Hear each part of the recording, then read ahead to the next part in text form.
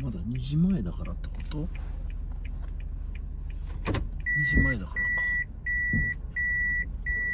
じゃあまた後で見ようか。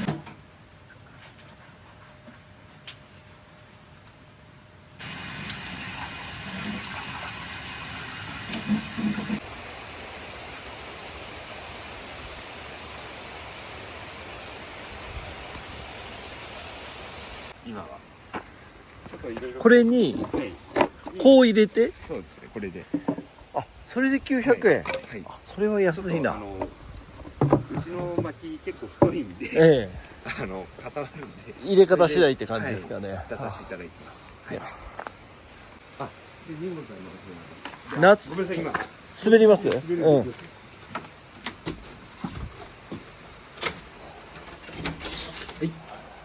こんな感じになっておりますありがとうございます。4人。 4人までですねはいあ、エアコンもついてるんですね。夏場はそうですねエアコンであと Wi-Fi もフリー Wi-Fi があって、はい6畳とここのここは2畳分ですかね。そうですねで基本的に隣のエルフの部屋も同じような形なんですけどまあエルフの特徴としてはそこの軒下が屋根があるんですね。はい焚き火とかってどっかでできるんですか？できますねはいミオザの方ですと、うんここの広あ、場をここ使っていいんですね。はいあでエルフの方はここ。ここあでちょっとその前のああ、はい、スペースになりますでピザ窯体験があるときうんは、ちょっとなんですけどエルフの方もそれがピザ窯ですか？あそうですあ開けてみますかあ、いいですか？いいですよあもちろん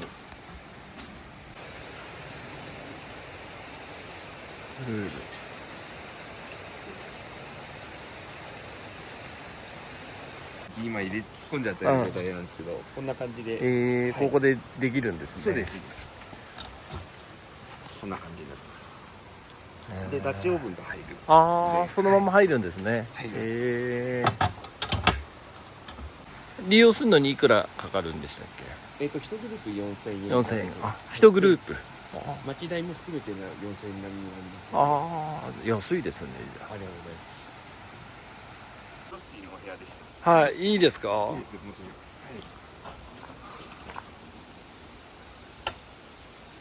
こんな感じで本当にザ秘密基地みたいなあ、本当だ。はい本当なんか屋根裏部屋みたいな。そんな感じですね大人の秘密基地で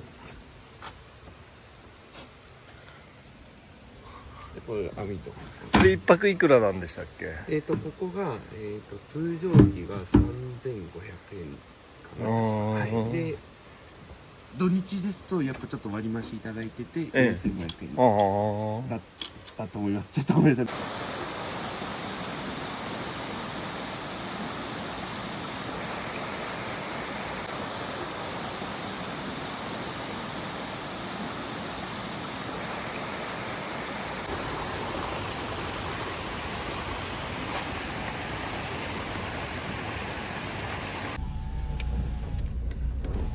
じゃあありがとうございました。またお願いします。